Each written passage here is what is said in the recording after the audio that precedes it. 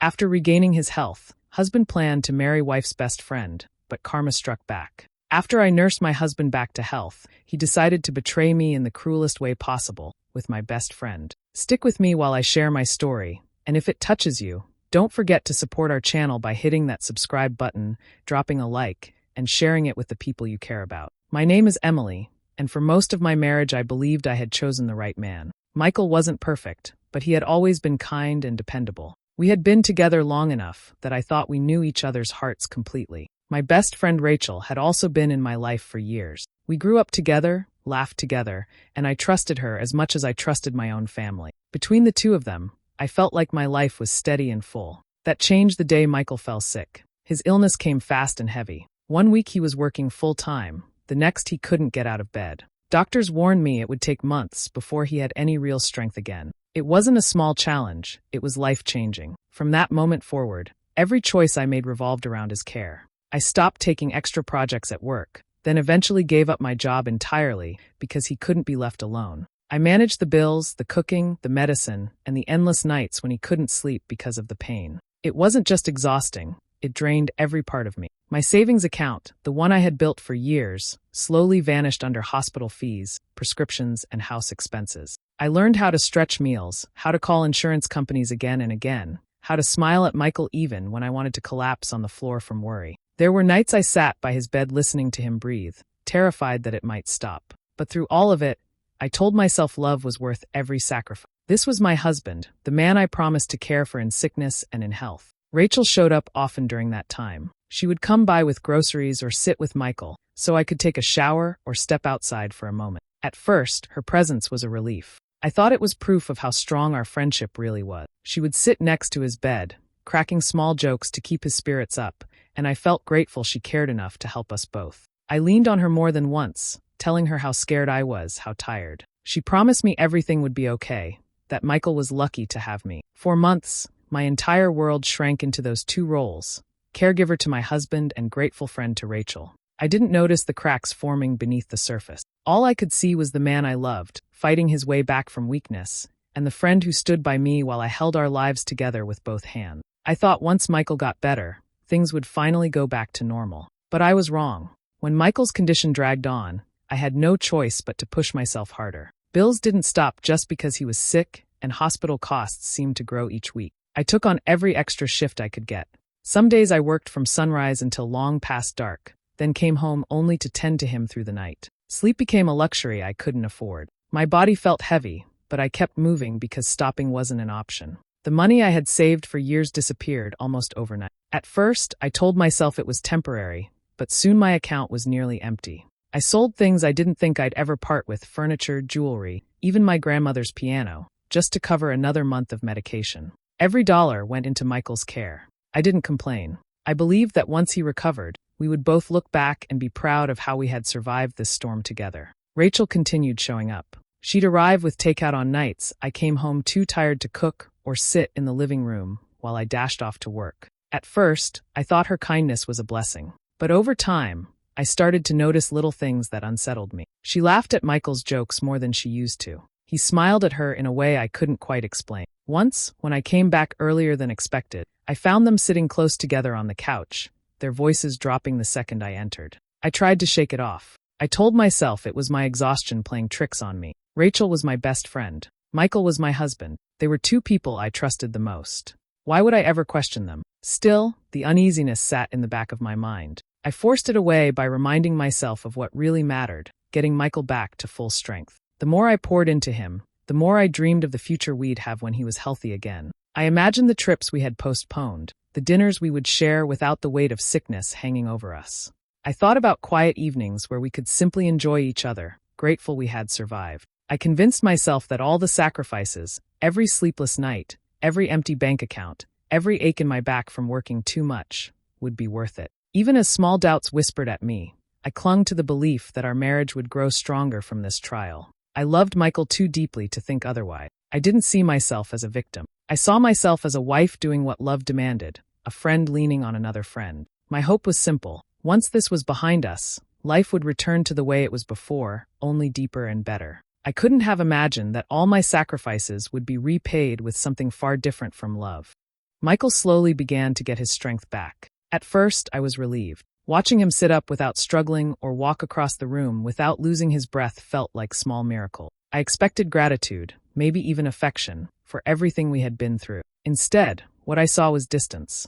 He stopped looking at me the way he used to. Nights that I thought we would spend together often ended with him shutting himself in another room or claiming he was too tired to talk. I tried reaching for him, both in words and touch, but he pulled away as if my presence weighed him down. The man who once leaned on me for everything now seemed irritated by my concern. Before long, he started going out late. At first, he explained it as needing space or catching up with friends. I wanted to believe him, so I didn't push too hard. But the hours grew longer, and sometimes he wouldn't come home until the middle of the night. When I asked, his answers were short, almost rehearsed. I recognized a wall forming between us, one I hadn't built but somehow couldn't break through. Rachel's presence became more noticeable during this time. She seemed to always appear when Michael was around, her laughter carrying in the house like it belonged. He gave her an attention he hadn't given me in months, listening closely to her stories, smiling with a warmth I had once thought was reserved for me. Their closeness made me uneasy, but I forced myself to ignore it. I reminded myself that Rachel had been there through the sickness, too, and maybe I was just being overly sensitive. Then one day, I noticed something I couldn't brush off so easily. Rachel walked in wearing a delicate bracelet, silver with a small charm. It wasn't anything extravagant, but it caught my eye because I had never seen her wear it before. When I casually asked where she bought it, she hesitated, then brushed the question off with a laugh. A week later, she showed up with a necklace that looked just as new, and again, there was no clear explanation. I didn't want to accuse anyone of anything without proof. Still, deep down, a knot began forming in my stomach. The timing felt wrong, the jewelry out of place. Michael, who used to surprise me with small gifts even when money was tight, hadn't given me so much as a flower in months. Yet Rachel suddenly had pieces she couldn't explain. The change in Michael was undeniable. The more his body healed, the further away he drifted from me. The harder I tried to hold on, the colder he became. I had once believed recovery would bring us closer, but instead, it seemed to push him into the arms of someone else, someone I never imagined I'd have to question. One evening I came home earlier than planned. I had finished a shift faster than expected and thought it would be nice to surprise Michael with dinner. The house was quiet when I walked in, but as I reached the hallway, I heard voices coming from the living room. At first, I thought nothing of it. Rachel's laugh carried softly through the door, followed by Michael's voice. I was about to step in when their words froze me in place. Michael was speaking low, but I caught enough to understand. He was telling Rachel that once he sorted out his current situation, everything would fall into place for the two of them. My stomach tightened as Rachel replied,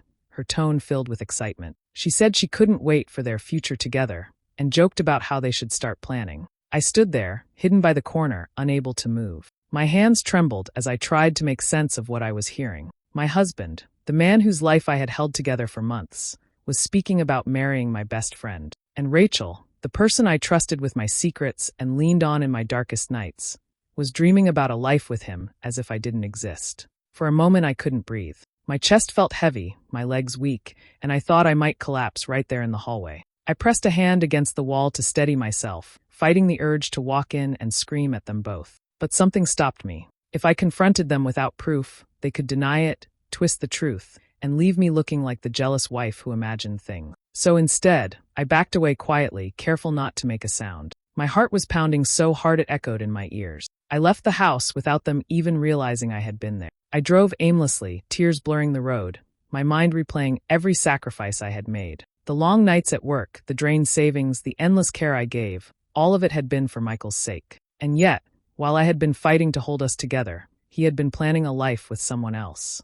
That night, I didn't sleep. I lay in bed staring at the ceiling, hearing their words again and again. Our future together. Once I sort out my situation. Those phrases cut deeper than any argument we had ever had. They weren't just whispers of attraction, they were plans. Plans that excluded me entirely. I decided then that I couldn't act on emotions alone. I needed to be certain, to see with my own eyes and hear with my own ears. I would gather the truth piece by piece, no matter how much it hurt. Because once I had proof, there would be no denying the betrayal. And when the time came, I would confront them both, not with guesses or accusations, but with facts they couldn't escape.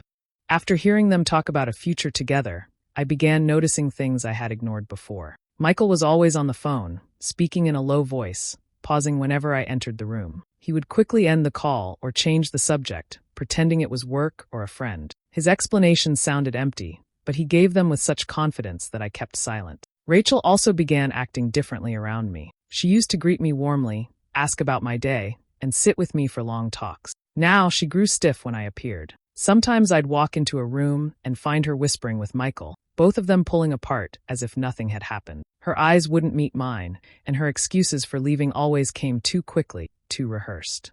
I started paying closer attention to their behavior, even the smallest detail. Michael suddenly cared more about his appearance, buying new clothes and styling his hair in ways he hadn't bothered with during our marriage. He left the house with excuses that didn't match his schedule. Rachel, on the other hand, showed up with new things, clothes, accessories, that seemed out of place for her budget. I couldn't prove it yet, but deep down, I already knew the truth. Then one afternoon, while tidying up Michael's desk, I found something that removed all doubt. Folded inside a stack of papers was a receipt from a jewelry store. At first, I thought maybe he had finally remembered me. Maybe he had planned a surprise to make up for all the distance between us.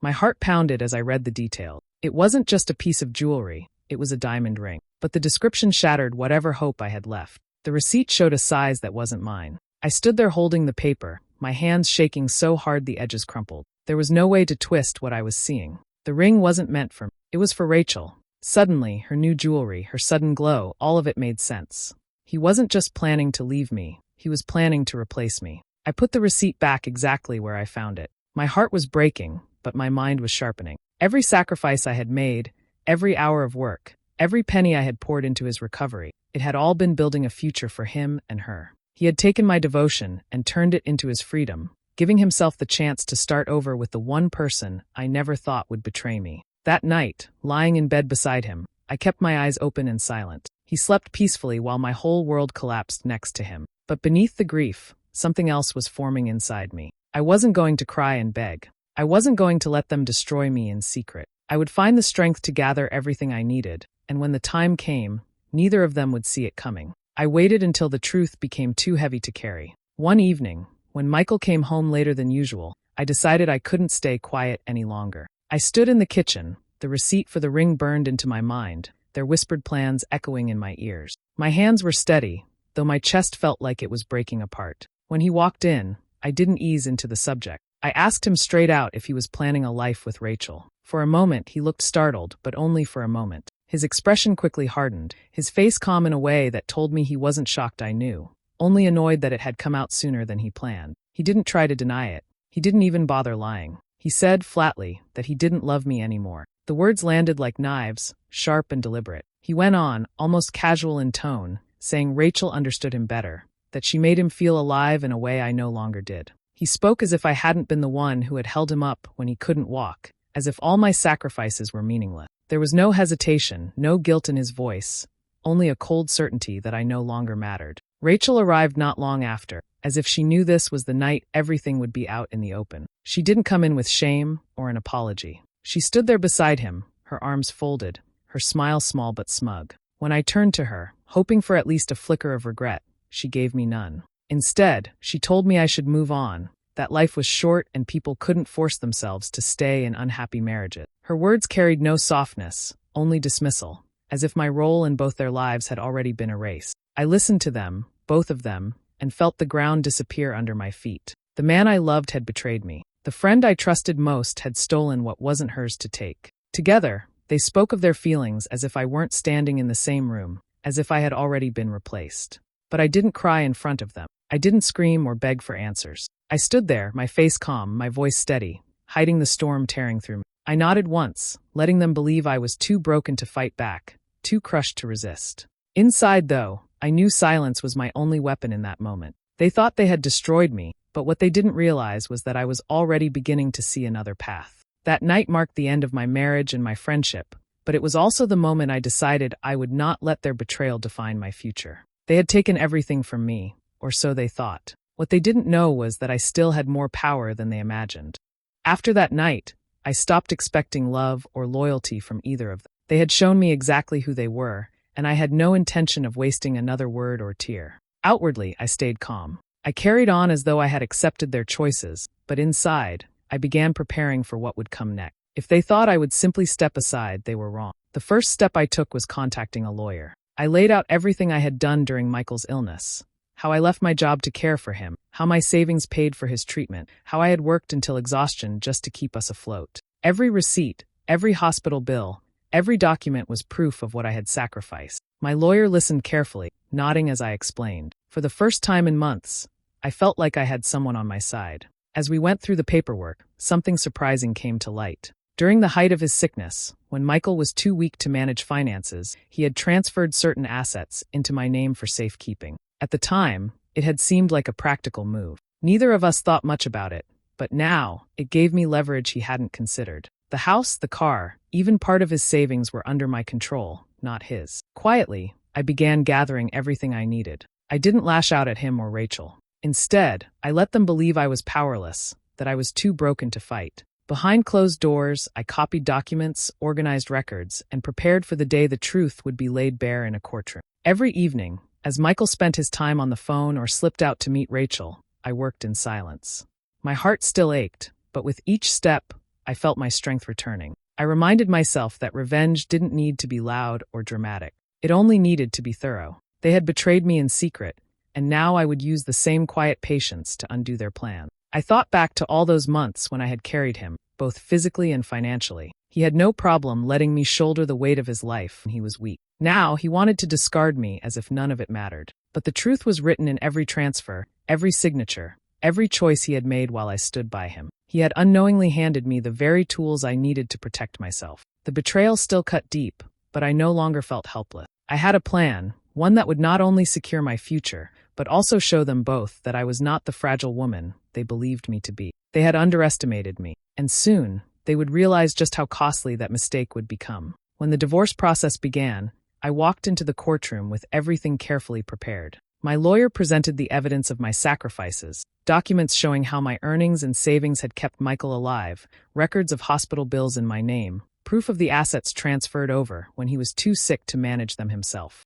Every detail painted a clear picture of the life I had carried on my shoulders while he planned a future with someone else. Michael tried to argue, but his words held no weight against hard facts. The judge listened as my lawyer laid out the timeline, each piece fitting perfectly into place. By the end, the decision was clear. The house remained mine, the majority of the savings stayed in my account, and even the car was legally under my ownership. The same car he once used to drive off for his late nights was no longer his to take. Rachel had walked in with her usual smug confidence, as if she expected to watch me stripped of everything. Instead, she saw the outcome unfold the other way. Her face grew tighter with every ruling in my favor. When the final judgment was read, the anger in her eyes was unmistakable. She had imagined an easy life with Michael, built on the money I had once worked myself sick to provide. Now, all of that security was gone. For Michael, reality struck hard. He had thought walking away from me would mean walking into comfort with Rachel. Instead, he was left with nothing but debts and broken promises. His voice grew sharper as the days went on, frustration spilling into every conversation. Rachel, who had once smiled at him with affection, now looked at him with disappointment. She hadn't signed up for struggle. Soon, the cracks in their relationship began to show. Without money to fall back on, they argued constantly. Rachel wanted more than Michael could give. She had seen him as a man with resources, not as a partner who needed her support. And now that he had little left, her patience wore thin. I didn't interfere. I didn't need to. Karma was doing the work I no longer had to lift a finger for. The man who had betrayed me, and the friend who had deceived me, were left to face each other without the illusion of wealth holding them together. Watching from a distance, I didn't feel the rush of victory I once thought I might. What I felt instead was a quiet release, as though justice had settled the score without me having to say another word. I had given everything to Michael when he needed me most, and he had chosen to repay me with betrayal. Now, life had answered in its own way. He and Rachel were left with exactly what they had built together: emptiness. News of their life after the divorce reached me in pieces. Friends and neighbors mentioned things they had seen or heard, and little by little, I learned how quickly everything had started to unravel. Michael and Rachel were no longer the happy pair they once pretended to be. Instead, their days seemed filled with constant fighting. Arguments spilled into public spaces. They shouted at each other in parking lots, slammed doors loud enough for the neighborhood to notice. The whispers around town always ended the same way. They were miserable together. Without the money they had counted on, every small problem grew into something larger. Rachel accused Michael of ruining her future, and Michael threw the blame back at her for pushing him into choices he now regretted. Rachel's patience didn't last long. The woman who once smiled while standing at his side began to pull away. She had wanted comfort, security, and the easy life she thought would come from taking what was mine. What she found instead was a man with bills he couldn't pay and no clear way forward. It wasn't long before she left him. People said she packed her things one afternoon and never looked back. Michael was left on his own, and without Rachel to distract him, the reality of his situation hit harder. He fell into debt quickly, unable to manage expenses without help. Friends who once circled around him during better times disappeared. No one wanted to carry the weight of his problem, and the charm he had once used to draw people in no longer worked. I never reached out to him. I didn't need to see the wreckage up close. The man who had claimed to feel so alive with someone else was now isolated, struggling to hold even the smallest pieces of his life together. The support system he thought he had built collapsed the moment money and status were gone. While his world fell apart, I worked quietly to rebuild mine. It wasn't fast and it wasn't easy, but step by step, I started to put myself first again. I picked up work that suited me, carefully managing what I had secured through the divorce. The house no longer felt like a prison. It became a space I slowly made my own. I moved with dignity, never rushing to fill the emptiness he left behind with anger or bitterness. Instead, I focused on stability, on the kind of peace that comes from knowing you survived what was meant to break you. While Michael's life crumbled under the weight of his choices, mine began to take root again, steady and strong in ways I hadn't expected. Hearing about his downfall didn't bring me joy, but it did bring me closure. It was proof that betrayal may bring temporary excitement, but it never builds a lasting future. He had gambled everything I gave him for a shallow promise, and in the end, he lost it all. In the quiet that followed everything, I finally had time to face what had happened. I had lost a husband and a best friend in the same breath, two people who had once been the center of my world. For a long time, that loss felt unbearable. But as the days passed, I began to see it differently. What I had really lost were illusions, the image of loyalty that never existed, the picture of friendship that had only been true on my side. With every step forward, I felt lighter.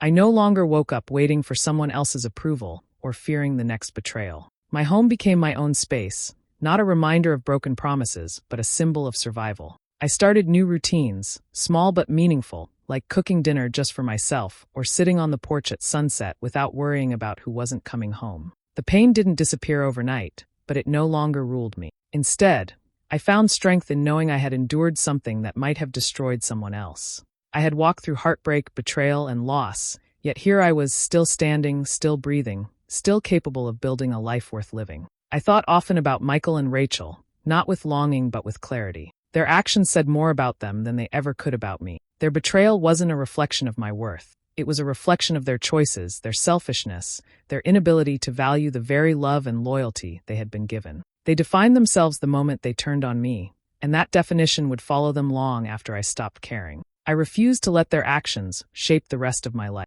Betrayal didn't define me, it freed me. It gave me the chance to rebuild without carrying the weight of people who never truly valued me. Instead of mourning what I had lost, I began to appreciate what I had gained: freedom, dignity, and a strength I never knew I had until I was forced to find it. The final chapter of that story closed not with shouting or revenge, but with silence and peace. I no longer looked back wondering what I could have done differently. I had done everything right. I had given love, care, and sacrifice, and what I received in return was betrayal. But life had already balanced the scales. Karma had spoken louder than I ever could. One afternoon, I walked out of the house, the sun warm on my face, and realized I was truly free. I didn't carry anger with me, only certainty. Certainty that the past no longer held me, that the people who hurt me were already living with the weight of their own decisions. I held my head high, ready to move forward, knowing justice had already been delivered. My story wasn't one of loss anymore, it was one of strength.